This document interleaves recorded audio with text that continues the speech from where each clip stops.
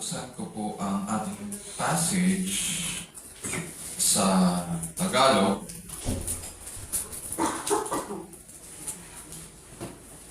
Para sa ating, at babasahin ko po para sa ating karagdagang kaalaman. So, John chapter 14, verses 16 to 17. Ganito po ang sinasabi. Dadalangin ako sa Ama at kayo'y bibigyan niya ng isa pang patnubay. Ay, Tagalog na pala yung binasa kanina ng ating kapatid. So, English pala. English yung babasahin ko. Sige. John 14:16 to 17. I will ask the Father and He will give you another helper that He may be with you forever. That is the Spirit of truth, whom the world cannot receive because it does not see Him or know Him.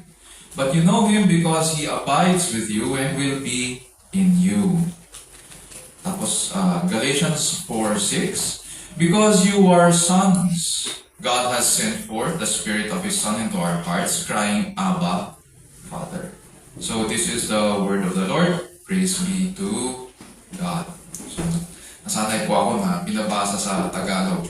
So, minsan lang natin kasi nagagawa yun. So, anyways.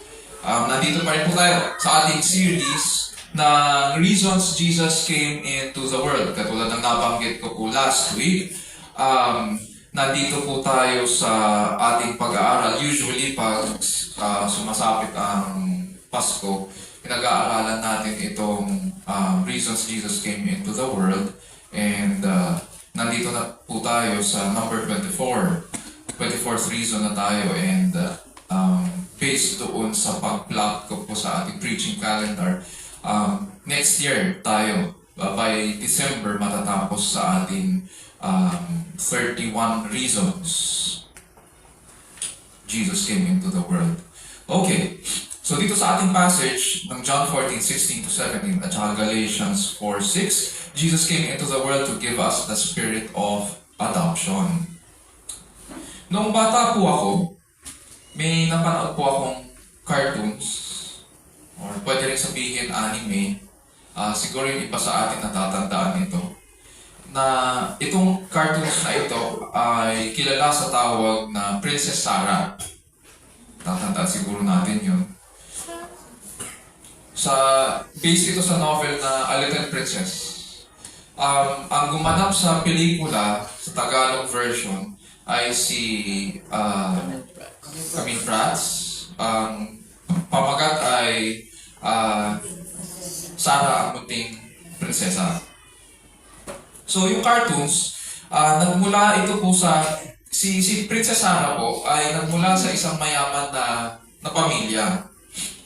Nag-aral po siya sa isang magandang English boarding school for young ladies. So pag sabing boarding school, doon ka nakatira. Kung saan ka nag-aaral, doon ka nakatira. And mahal ang bayad sa mga ganon. In London, marami pa rin mga ganong klaseng mga school. Usually, ang mga royal family at saka mga mayayaman, binaboarding school nila ang kanilang mga anak. So, doon nagsistay in yung mga bata. Kaso, on the 9th birthday po ni Sarah, nabalitaan po nila na namatay ang kanyang ama. At walang naiwang kahit anong mana kasi nga nabangkarote sila. Or sa English, nabankrupt sila. Simula noon, nagbago ang tingin ng karamihan kay Sarah doon sa loob ng school. Para matustusan ang kanyang pananatili sa boarding school, ginawa po siyang alipin ni Miss Minchin. Alam natin yun, yung mga pangalan na yan. Nilipat ang kanyang higaan mula doon sa mga sa mga regular rooms ng mga bata na nakakapagbayad para sa kanilang board doon. Nilipat siya sa pinakataas doon sa malapit sa bubungan ng school kung saan napakalamig. So manginginig ka sa lamig doon kasi yun yung attic At hindi lang yun. Doon sa kwartong yun, sa attic, dayami lang ang kanyang higaan. Kung malamig ang gabi, wala rin pinagkaiba bawat umaga, simula nun, para kay Sarah. Walang araw na hindi siya pinahirapan at hinapi ng kanyang inggiterang kaklase na si Lavinia. Pero ang pinakamasakit sa lahat ay yung mga panahon na nagdidiwang ang buong paaralan kasama ang kanilang mga mahal sa buhay tuwing Pasko.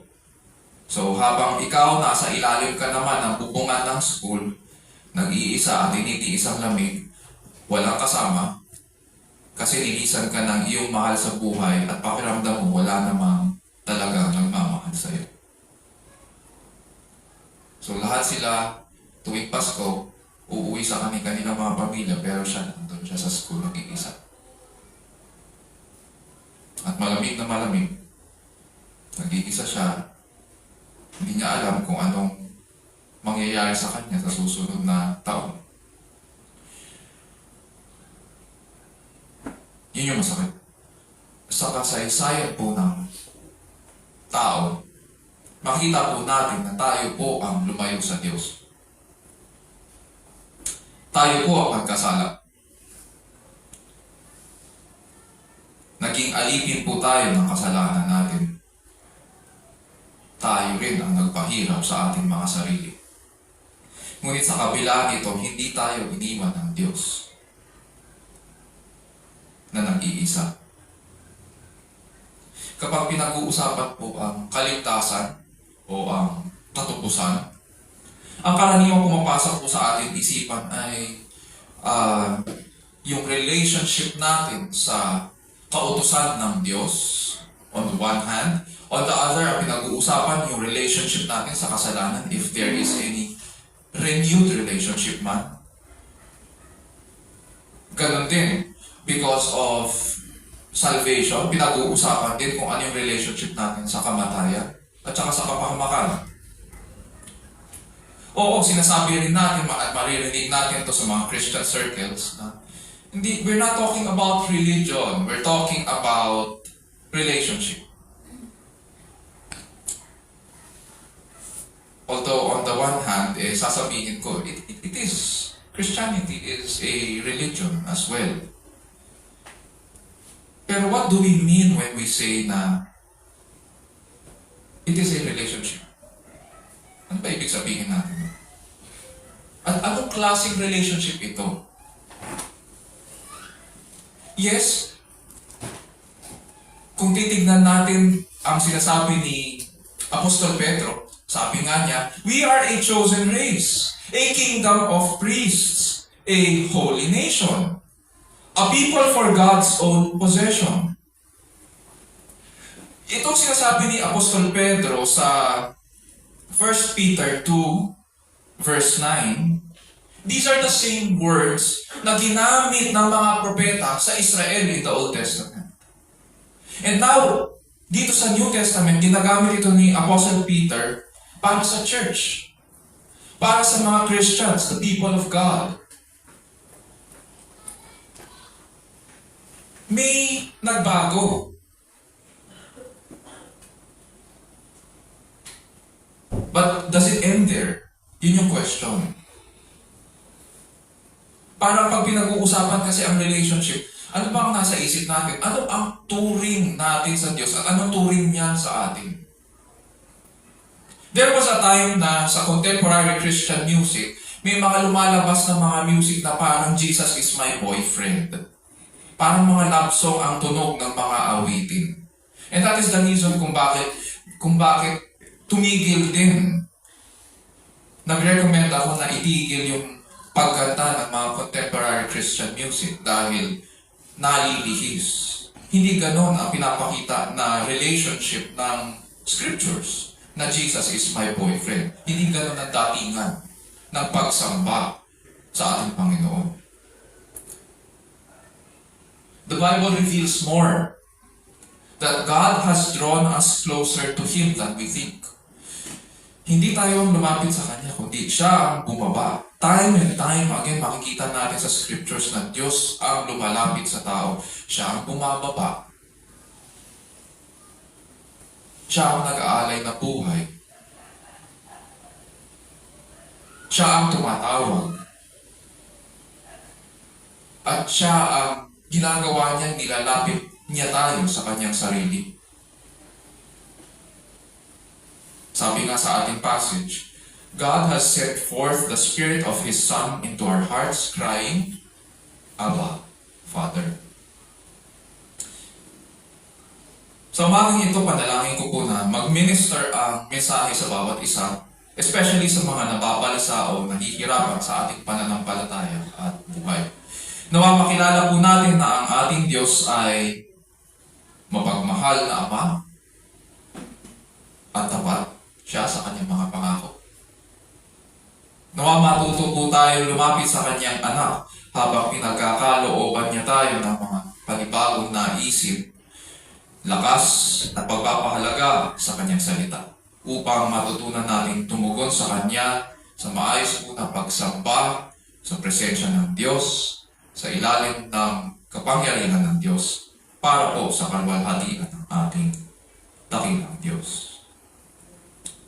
Para sa series na ito, iisa lang po ang ating tanong. Every Sunday, iisa lang po ang ating tinatanong sa scriptures.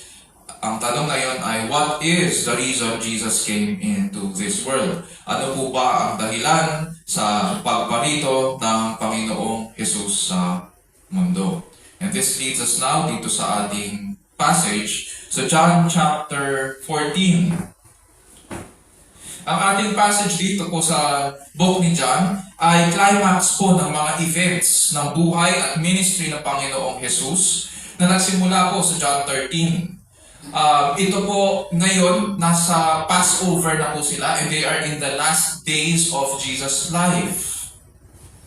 At nandito sila ngayon, in John chapter 14, nasa upper room sila.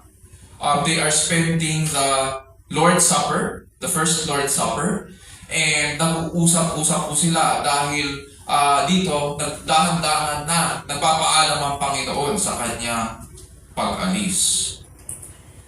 At pinapaliwanag niya sa kanila ang kanyang paglisan. Sabi nga niya po sa mga apostol sa John 13 verse 33, Little children, I am with you a little while longer. You will seek me, and that as I said to the Jews, now I also say to you, where I am going, you cannot come. So, hindi raw siya magtatagal na kasama nila. At hahanapin daw nila siya. At gaya ng sinabi niya sa mga Hudyo, hindi raw sila makakaparoon sa paroroonan niya. At nasense ng Panginoon ang pagkabalisa ng mga apostol. Of course, kasi kung imagine, 3 years, every day kayong magkasama. Kung saan siya kumain, nandun kayo. Kung saan siya matulog, nandun din kayo. Magkakasama kayo. Magkakaibigan kayo. And now, sinasabi ng Panginoon, aalis na ako. At kung saan ako pupunta, hindi kayo pwedeng makasama. And he was referring to his death. Kaya sinabi niya sa John 14 verse 1 naman, do not let your hearts be troubled. Believe in God, believe also in me. Ito yung famous passage na pagkatapos ng John 14 verse 1 na believe in God, believe also in me. Sinasabi niya, in my Father's house are many rooms. At doon siya pupunta at paghahanda sila ng kanilang matitirhan. Wala sa isip po ng mga apostol na mamamatay po ang Mesiyas. Ang tingin kasi ng yung mga Hudyo kasi, sa isipan nila, ang Mesiyas po ay isang political leader. Wala sa isipan nila na siya po ay magtatagumpay sa pamamagitan ng kamatayan. Para sa kanila, kapag ikaw ay namatay, talunan ka. Talunan ka. Para sa kanila, ang expectation nila kay Jesus, dapat magtagumpay siya laban sa Roma at sa mga dayuhan na nakaupo sa leadership ng Israel. For example, sino ba ang naghahari sa Israel ng time na yun? Si King Herod. Dayuhan si Herod. Idumayan si Herod, hindi siya Israelite. Tapos ang namumuno, syempre, pinili si Herod dahil mapiat siya sa Roma Kaibigan niya yung mga Romans. So, siya yung nakalagay doon. Tapos, syempre, ang nag-govern doon sa buong region ay Rome. Bagamat nakabalik sila sa Israel, at nandun sila ngayon, walang katahimikan. Kasi walang Israelite na namumuno. At malamang ganito ang tumatakbo sa kanilang isipan. Siya ang magliligtas sa Israel. At siya rin ang uupo bilang hari. Pero ano itong sinasabi niya na aalis siya at hahanapin natin siya. Pero hindi tayo pwedeng pumaroon kung saan siya pupunta. Ano yun? Para mawala sa isipan ng mga apostol yung mga bagay tungkol sa mundong ito. Kasi yung mindset nila at yung perspective na nila ay may kinalaman sa mga kaharian sa mundong ito. Kaya nga political ang tingin nila sa Mesiyas. Pero hindi political kasi, di ba sabi ni Kristo nga, my kingdom is not of this world. At so para mawala ang isipan nila sa mga bagay sa lupa, pinangako niya sa kanila na aalis siya para ipaghanda sila ng mga silid sa tahanan ng kanyang ama. At muli siyang babalik para kunin sila. Ngayon, habang naghihintay sila sa kanyang pagbabalik, ganito raw sila mananatili sa kanya. Sabi niya doon kanina sa passage sa verse 1 ng chapter 14. Believe in God, believe also in me. Believe in me. Why? Because Jesus is the way, the truth, and the life. Yun yung sinabi niya, yun yung tinestify niya sa John chapter 14. No man comes to the Father, sabi niya, but through me. In other words, it is only in Christ alone na makakalapit tayo sa Ama. Walang iba. At ang lahat daw na nakakakilala sa Kanya ay nakakakilala sa Ama. At ang lahat ng nakakita sa Kanya ay nakita din ang Ama. Because it is the ministry of Jesus Christ na ipakilala ang Ama. It is the ministry of the Son na ipakilala ang Ama. At ang lahat na nagsisipalataya daw sa Kanya ay gagawin ang Kanyang ginawa nung nasa lupa siya. At hindi lang yun, mas higit pa raw dakila ang kanilang mga gawa sapagkat paroroon raw siya sa Kanyang Ama. So anuman daw ang kanilang hingin sa Kanyang pangalan ay yaon Kanyang gagawin upang ang Ama ay maluwalhati sa Anak. So lahat daw ng sumasampalataya kay Jesus ay, sabi niya, ganito ngayon. Sinasabi mo na sumasampalataya ka kay Jesus, sabi niya, lahat ng sumasampalataya ay iniibig siya. Sinabi niya sa kanila sa verse 15, kung iniibig niyo ako, tutuparin niyo ang aking mga utos. Para kay Jesus, may ginaganap ang banal na espiritu sa buhay ng mga mananampalataya para mapatunayan na iniibig natin ang ating Panginoon. Hindi, whenever we see an instruction sa Bible, especially yung instruction ng Panginoong Jesus, hindi tayo iniiwan ng Diyos na umasa sa sarili nating kakayahan. May role, may ginaganap ang banal na espiritu sa buhay ng mananampalataya para mapatunayan na iniibig natin ang ating Panginoon, which leads us doon sa verses 16 and 17. Sabi po niya, I will ask the Father and He will give you another helper, that He may be with you forever. That is, sabi niya, the Spirit of truth, whom the world cannot receive because it does not see Him or know Him. But, sabi niya, you know Him because He abides with you and will be in you. May ilang bagay tayo matututunan dito sa ating passage nang ipakilala ng Panginoong Jesus ang banal na Espiritu. In the Old Testament, bagamat nagpahayag ang banal na Espiritu. Not much was known tungkol sa Kanya in the Old Testament. And it is only when Jesus Christ preached about the Holy Spirit, doon makikita natin yung greater revelation tungkol dito sa banal na Espiritu. Number one, ano yung matututunan natin sa sinasabi dito ng Panginoon tungkol sa role ng Holy Spirit? Number one, the Holy Spirit is a person. The Holy Spirit is a person. Ang sabi po ng Panginoong Jesus dito sa ating passage, sa verse 16a, I will ask the Father, and He will give you another helper, that He may be with you forever. Mapapansin natin dito na ang reference sa Holy Spirit ay He, hindi it.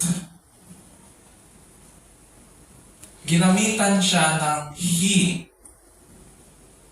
Therefore, hindi tama yung sinasabi ng ibang mga nagpapalaganap ng kung ano-anong paturuan tungkol sa Holy Spirit na ang Holy Spirit daw ay force or energy or ang Holy Spirit daw ay influence.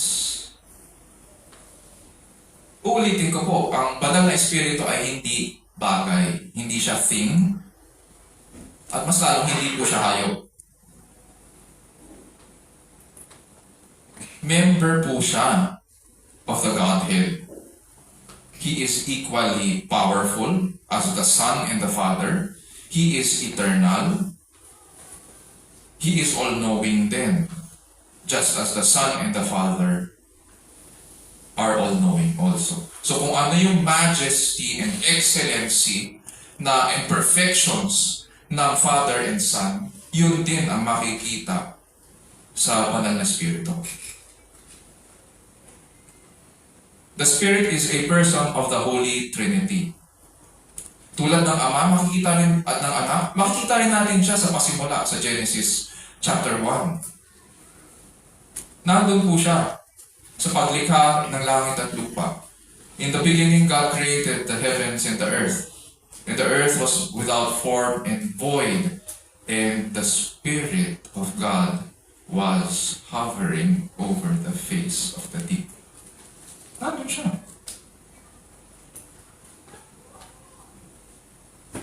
Nasanay po kasi tayo, on the other hand, siguro natanong nyo sa isipan niya, o kung ganon, ano ibig sabihin na siya yung person of the Trinity? He is the third person of the Trinity. Nasanay po kasi tayo na bilang tao na one nature, one person. For example, ang nature ko po ay tao. Katulad kayo, tao kayo. Your nature is man or human. At ang person nyo, o person ko ay Raymond. Yun yung personality ko. One nature, one person. Pero ang Diyos, pinahayag ng Diyos ang kanyang sarili sa kasaysayan ng kaligtasan, pinahayag niya ang kanyang sarili sa tatlong persona. The Father, the Son, and the Spirit. At mayroon silang kani-kanyang mga ministries. May kani-kanya silang mga personalities. Ang Espiritu ay pinakikilala dito ni Kristo na papalit sa Kanya bilang helper, sabi dyan. Or sa ibang versions ang ginamit ay comforter, yung iba advocate, or parang lawyer. At the same time, siya rin po ang Spirit of Truth sa verse 17. And as a person, mayroon po siyang specific ministry responsibilities na kailangan gampanan para i-represent ang Diyos sa atin. Just as Christ had a ministry para i-represent ang Ama, siya rin, meron siya kailangan gampanan para i-represent ang Diyos sa atin. Unahin muna natin yung pagiging helper niya. In relation to Jesus Christ, ang Holy Spirit po ay sinabi dito na ni Kristo na ipadadala ng Ama. He will ask the Father, and the Father will give you another helper. So, ang Ama ang magpapadala dito, in this sense, ng isa pang helper. He will give you another helper. Kasi si Kristo ang unang helper na bumaba. And so in Christ's absence, siya yung magde-take over sa earthly ministry ni Jesus Christ. Pwede rin sabihin na siya po ang hahalili, siya yung successor ni Jesus Christ. He is the itong Holy Spirit is the representative of Jesus Christ sa kanyang ministry sa lupa. Sa panahon natin ngayon, may mga matatandaan tayo na gumagamit ng ganitong title na tao. The Vicar of Christ. Tao. Mali po yun. Pag sinabing vicar kasi, representante. Representative.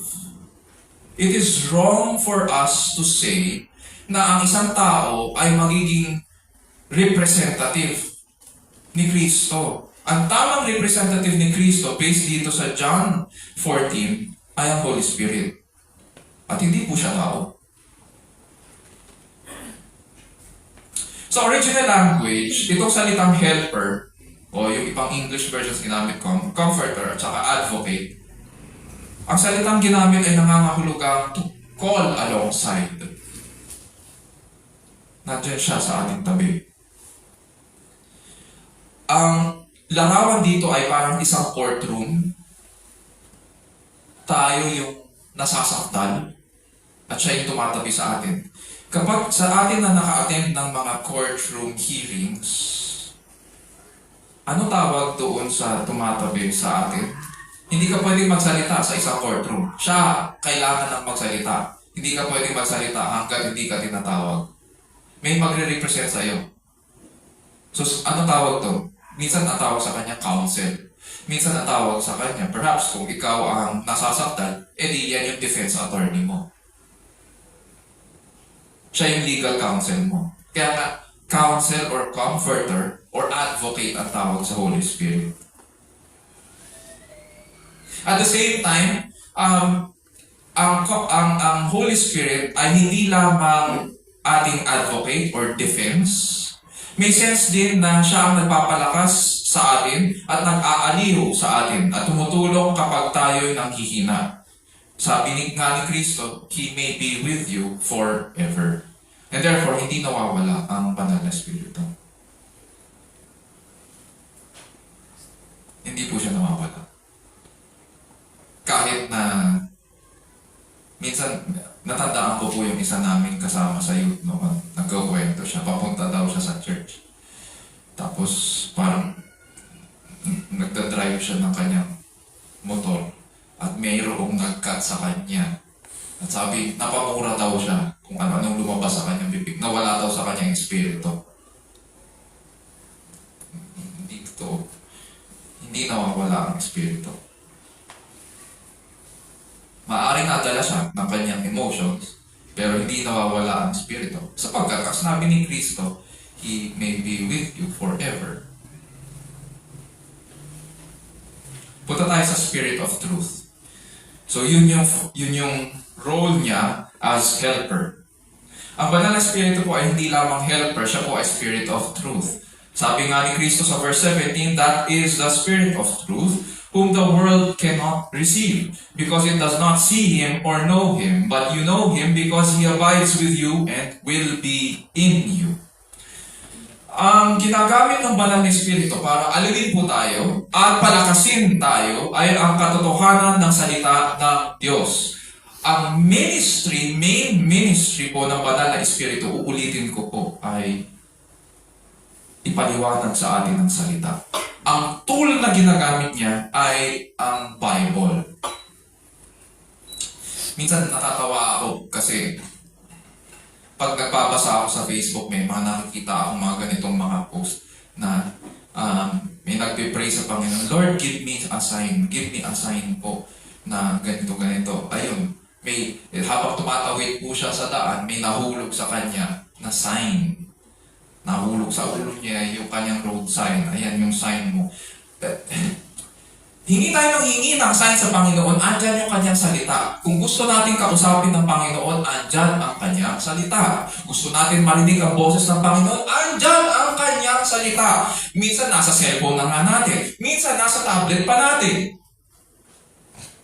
Gusto natin maintindihan ang kanyang kalooban, nandyan ang kanyang salita. Ang ginagamit ng Panginoon para buksan ang ating isipan sa kanyang kalooban ay ang kanyang salita.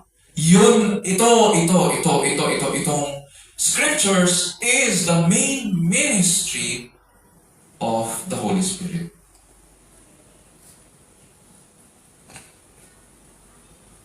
Ang tawag po namin dyan sa theology ay yung the illuminating ministry of the Holy Spirit. Pinapaliwanag niya sa atin ang salita at lumiliwanag ito sa ating buhay.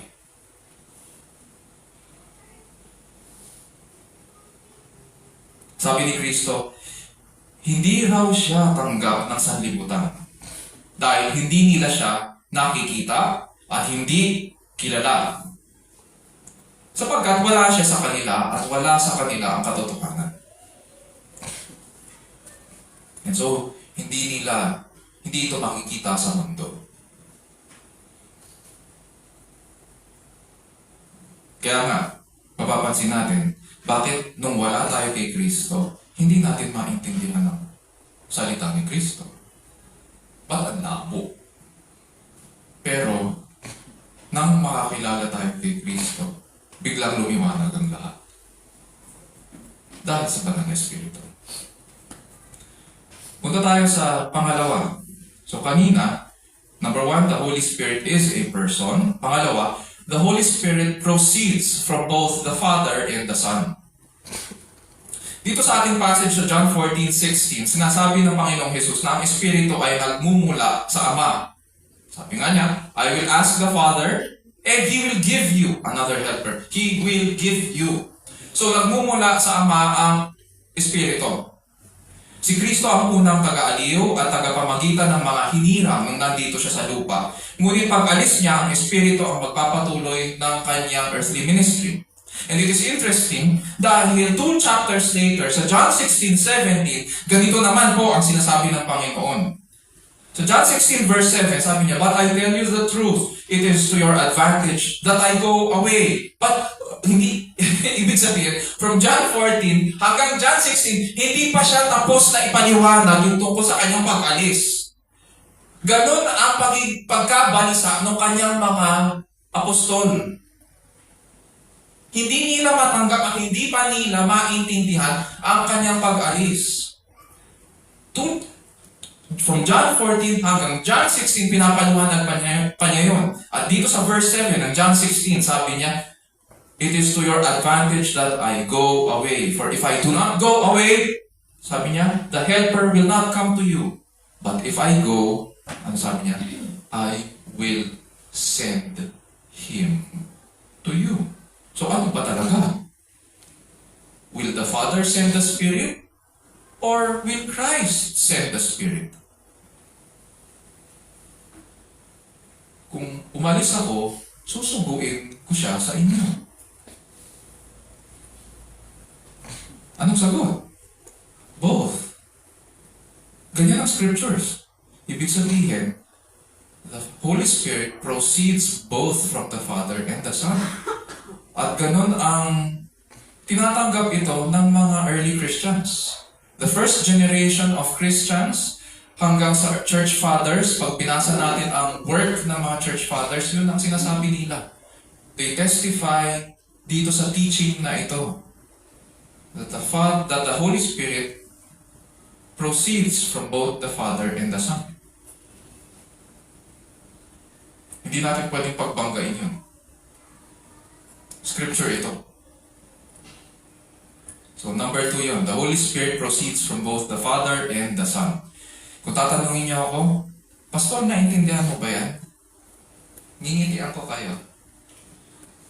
Naaaraw ko ba? Hindi. Tao lang ako. Pero tinatanggap ko ito kasi sinabi ito ni Kristo. Hindi siya maaaring magsinungaling.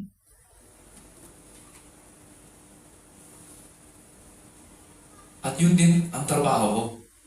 Ang trabaho ko ay ipahayag kung ano ang nasusulat. Faithfully.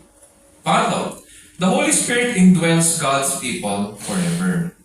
Sabi ni Kristo sa verses 16 and 17b, He will give you another helper, that He may be with you forever. But you know Him because He abides with you and will be in you. Sa Old Testament po, pinagkaloob ng Diyos ang Kanyang Espiritu sa mga believers para sa mga works of service. Specific works of service. Tulad sa paggawa ng templo, mababasa natin yun, yung ginagawa yung templo, the Spirit of the Lord empowered itong mga people para maging mabubuting mga craftsmen sa pag-design and all that. At hindi lang yun, pati sa pagpapahayag ng salita. In the case of the prophets, sila po yung nagpapahayag sa mga hari para tumino kayo, manumbalik kayo doon sa tipan nyo sa Panginoon. Bagamat sumasa kanila ang Espiritu noong panahon yun para magampanan nila kanilang mga ministry, hindi po siya nanahan sa kanila. Dahil hindi pa nagaganap ang gawa ng anak. Wala pa si Kristo. And so, yung sanctifying work ni Christ in the history of redemption, hindi pa nagagawa, hindi pa nagaganap. And so, hindi siya nagsistay sa mga believers in the Old Testament. In our passage dito sa John 14, 16 and 17, sinabi ni Kristo na hindi raw kilala ng sanlibutan ang Espiritu. Kaya nga hindi nila siya tanggap. Sa makatuwid, wala po sa kanila ang Espiritu, hindi siya nananahan sa kanila sapagkat hindi siya binigay ng Diyos sa sanlibutan. Anong implication nito sa atin? Sa makatuwid, ang lahat ng ginagawa ng sanlibutan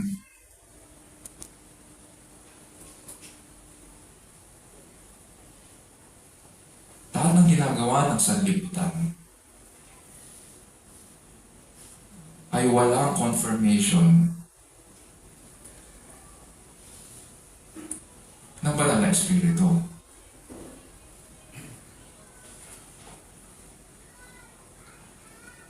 Kahit na sa tingin pa natin ay tama ang kanilang sinasabi, wala po sa kanila ang Espiritu ng Diyos. And therefore, hindi ka dapat sumusunod dyan.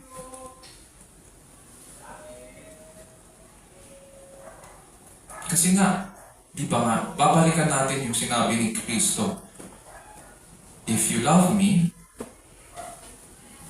obey my commandments. Ngunit sa mga nagmamahal at sumusunod kay Kristo, nakikilala natin ang banal na Espiritu sapagkat siya ay tumatahan sa atin. Saan daw siya nakatira? Sa atin. Pinadala siya sa atin at tumatahan siya sa bawat isa sa atin. Ang Espiritu na na kay Kristo, ito yung point dyan. Sinasabi ni Kristo ngayon kung, di ba, nung binaptize siya, bumaba ang banal na Espiritu. At yun yung nag-empower sa kanya para sa kanyang ministry. That same Spirit na na kay Kristo ay nasa kanila rin. At binibigay siya ng Ama sa kanila. And so, the Holy Spirit indwells God's people forever. Hindi siya aalis. Kahit minsan pasaway tayo. Napakabuti ng Diyos. Pero hindi ibig sabihin nun, patuloy lang tayo sa ating mga kasalanan. I think it should convict us. Imagine this, yung sinasabi ni Kristo dito. Sabi ni Kristo, kailangan kong umalis kasi ipaghahanda ko kayo ng tirahan doon sa tahanan ng aking Ama. Tirahan ang pinag-uusapan. Pero habang pinaghahanda ko kayo ng tirahan, o matitirhan doon sa tahanan ng aking Ama, padadala ko ang banal na Espiritu, o padadala ng Ama ang banal na Espiritu, para siya naman ang tatahan sa inyo.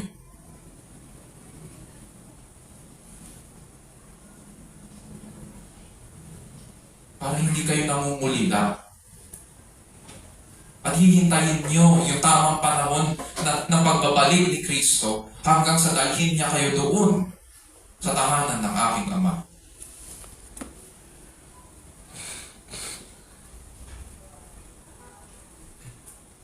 Which leads us sa fourth point.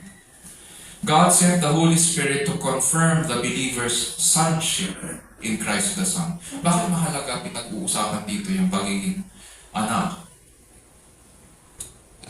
Noong panahon po kasi ng Panginoong Jesus at saka ni Apostol Pablo, ang pagiging anak po ay closely tied po sa pagiging tagapagmana. Pag sinabing anak ka ni ganyan, ibig sabihin, ikaw ay tagapagmana ni ganyan. Kahit sa Middle East, ganun pa rin ang usapan. Basta anak ka ni ganyan, halimbawa sinabi na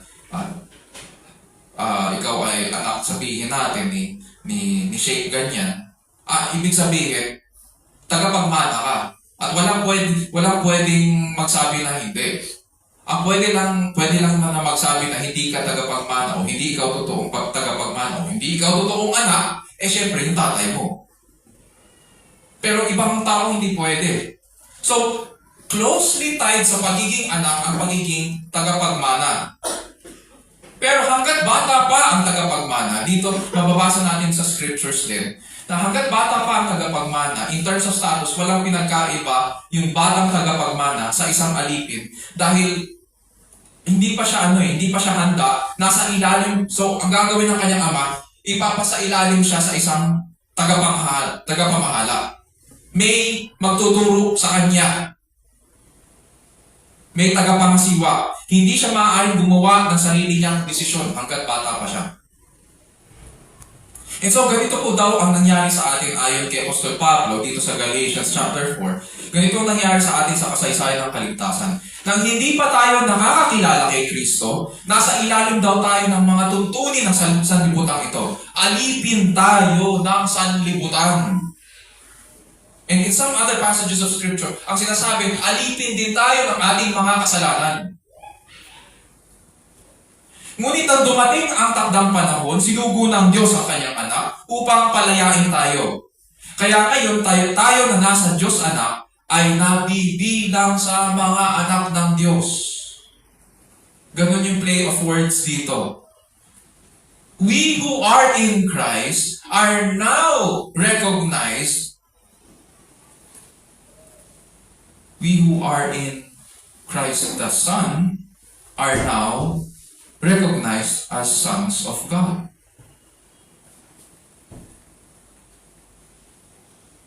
Sabi dyan, because you are sons, God has sent forth the Spirit of His Son into our hearts, crying, Abba, Father. Ganito ang pagkakasunod-sunod dyan. Unang-una, dahil sa ginawa po ni Kristo sa kanyang buhay at kamatayan, inilakip tayo sa kanyang kamatayan at muling pagkabuhay. Mababasa natin yun sa Romans. At time and time again, pag nagbabaptize tayo, sinasabi ko yun. That just as Christ died on the cross and was raised, so we too have died with Him and are raised unto newness of life. Romans chapter 6. We have been united with Christ the Son. Bakit? So that we would receive adoption as sons.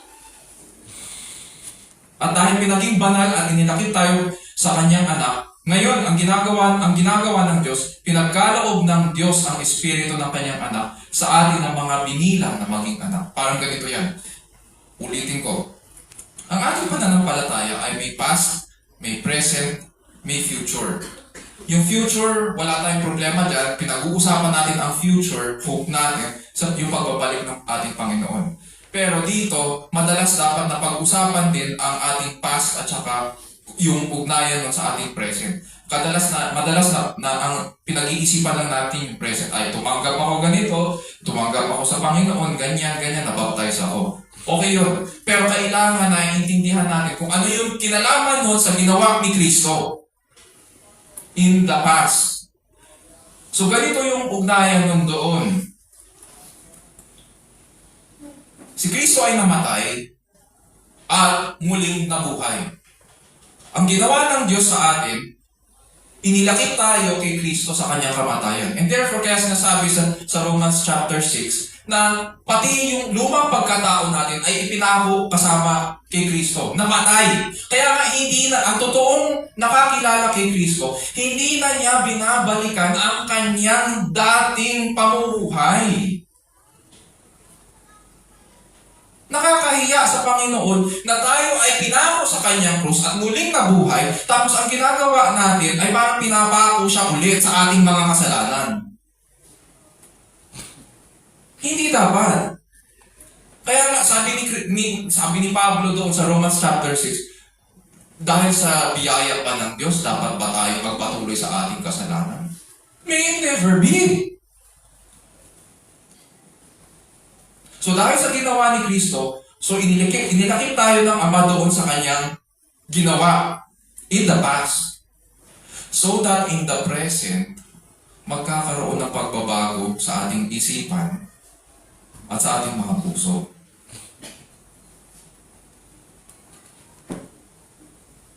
Pinaging banal tayo dahil sa ginawa ni Kristo at ngayon padadala niya ang kanyang Espiritu para patunayan ang pagiging anak natin. Saan daw pinadala ng Diyos ang Espiritu ng kanyang anak? Sabi diyan, into our hearts. Sabi ni Jeremiah, the heart of man is deceitful above all things.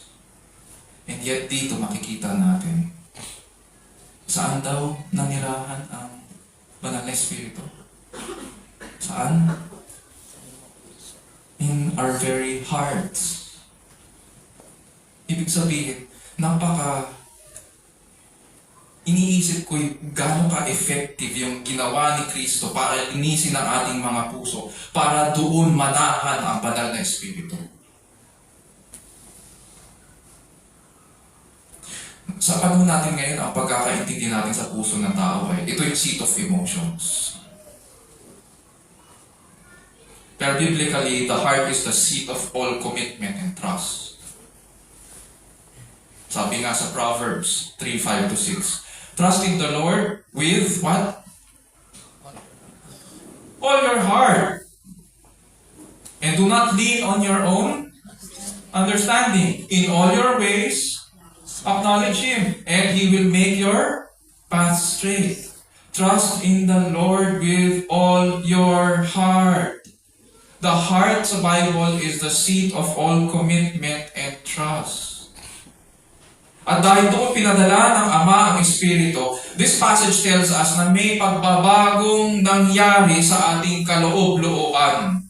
Na kahit tayo mismo na hindi natin kayang baguhin. Kasi yun na ang inclinations natin. And it is God, the Spirit, it is God who now sits in our very heart. In the very seat of our commitment and trust. Sabi ni Apostle Pablo, God has sent forth the Spirit of His Son into our hearts, crying, Abba, Father. Sino ang tumatawag dito sa Ama? Sino ang nananalangin dito? Tayo ba? O ang Espiritu? Sabi dyan, God has sent forth His Spirit into our hearts, crying, Abba, Father. Yung sa atin dyan, mapapansin natin, God is the subject, and He is the one sending the Spirit of His Son. Ano ang contribution natin dyan? Yung hearts natin. Pero sino ba talaga ang sino ba ang tumatawag dyan? Tayo ba? O yung Espiritu? Ang Espiritu. Siya ang nananalangin dito. In other passages of Scripture, mababasa natin na si Kristo rin ang nananalangin para sa atin. At the same time, na dito, sa passage na ito, ang Espiritu ang tumatawag sa Ama. Sa original language, ang mga salitang Abba, Father, ito po ay nasa Aramaic at Griego. Ang ginamit ni Kristo ay Abba, Father. Ayon sa mga scholars, ang salitang Abba ay term of endearment or intimacy na katumbas ng daddy sa panahon natin ngayon or sa iba sa atin, Papa. Parang ganun. Pero hindi lang yon. It does not only indicate closeness. Ang Abba ay ginagamit din sa mga legal text. Halimbawa na lang kung namatay ang iyong tatay at i-claim mo na ang iyong mana, may nakita po ang mga scholars na mga legal text sa ancient Near East na ang ginagamit nilang address doon sa yumaong ama ay Abba. So anong ibig sabihin dito ng Panginoong Jesus? Binigyan tayo ng Diyos ng karapatan na lumapit sa Kanya. Siya ang nagtuturo sa atin kung paano lumapit sa ating Ama at kung ano ang sasabihin bilang Kanyang mga anak at tagapagmana ng kaharian. Yun ang ginagawa ng banal na Espiritu. So that as He, the third person of the Trinity, cries Abba, Father from our hearts, we too cry Abba to our Father in heaven. Matatandaan natin mayroong verse sa Bible. Out of the abundance of the heart, the mouth speaks. Dito sa passage, ano yung abundance of our heart? Sino ba ang nasa heart natin? Espiritu. At anong sinasabi ngayon ng heart natin? Mula dito sa ating puso, anong sinasabi ng banal na Espiritu? Abba, Father. Tumatawag siya. Therefore, out of the abundance of our heart, ito na rin ang panalangin natin. Just as the Holy Spirit cries, Abba, Father, from our hearts, ito na rin ang panalangin natin kasi binigyan tayo ng karapatan na tumawag sa Ama. He is testifying in our hearts na nakay Kristo tayo at binilang na tayong mga anak at tagapagmana ng kaharian. Hindi na po tayo mga alipin. At ganun kaganda ang ginawa ng Diyos. Mga kapatid at kaibigan, itong gawain ng Diyos, itong commitment niya na ipadala ang Espiritu ng Kanyang anak para manahan sa atin at patunayan na tayo kabilang sa sambahayan ng Diyos, ay hindi afterthought. Hindi ito basta, naisip ko, may idea ako. Yun na yun. Hindi po siya reaction sa mga pangyayari. Nagkasala si Adan at si Eva. Ganito ang gagawin ko. Magre-react siya. Hindi po reactionary ang Diyos na parang wala siyang alam. At nung makita niya at nagulat siya sa nangyari kay Adan at kay Eva, ito, kailangan magbago ang ating plano. Hindi siya ganon. In His loving kindness, nangako ang Diyos na siya ang gagawa ng paraan para magkaroon ng pagbabago sa puso ng tao. And from the very beginning, alam na ng Diyos kung ano ang mangyayari sa tao. Alam na niya ang ating kalugmukan. Alam niya na papasok ang kasalanan. Alam niya na ang tao ay mamamatay. Kaya nga, from the very beginning, nasa panukala na ng Diyos na ang maluluwalhati ay si Kristo. Ano tinalaman ni Kristo dito? Di ba? Ito ngayon. Makikita natin sa Bible, from Old Testament, pinag-aralan natin ang kasaysayan ng kaligtasan. Ang Diyos kapag nakipag-relationship sa tao, pag lumalapit siya sa tao, nakikipagtipan siya.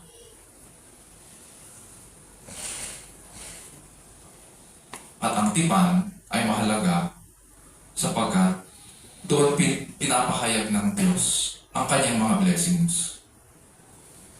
And at the same time, yung consequences din kapag hindi ka sumunod. Pero ang kinaganda kasi, time and time again, sinira ng tao ang kanyang tipan sa Diyos. Ang kinaganda ngayon ng eternal covenant. Sabi kanina sa awitin natin, kung matatanda natin yung lyrics, Everlasting favor is His covenant. Ano ibig sabihin ng mga writers? Pwede natin palitan yung favor ng grace or loving kindness. Everlasting loving kindness is His covenant. Ang everlasting covenant po, ganito ang sinasabi. Sa Ezekiel 36:24-27, around 600 years bago dumating ang Panginoong Jesus, pinangako ng Diyos. Yung ibang mga covenant sa Bible, pag binasa natin, may mga conditions kasi. Dito, sa eternal covenant, ang condition ay nasa Diyos, wala sa tao. Sabi niya, "For I will take you from the nations, gather you from all the lands, and bring you into your own land." Sabi niya, I will take. Siya ang nag-i-initiate. "Then I will sprinkle clean water on you, and you will be clean." Siya ang gumagawa. "I will cleanse you from all your filthiness and from all your idols." Verse 26, "Moreover, I will give you a new heart and put a new spirit within you." Ayan na. Diyan na natin makikita yung ginagawa ngayon. Yung sinasabi ni Yesu Cristo. Yung fulfillment ng pangakong ito. "I will give you a new heart and put a new spirit within you, and I will remove the heart of stone from your flesh and give you a heart of flesh. I will put my spirit within you and cause you to walk in my statutes, and you will be careful to observe my ordinances." Those who love Christ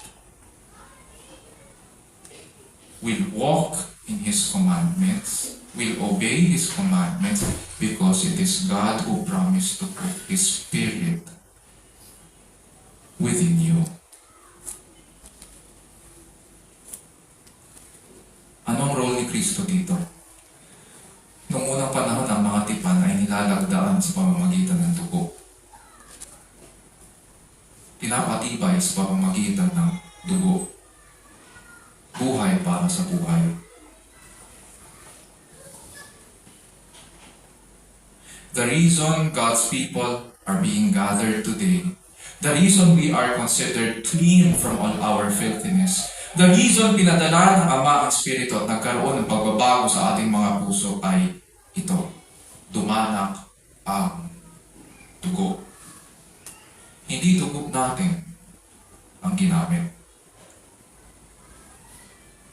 Ang dugong ginamit ay dugo ng banal na anak.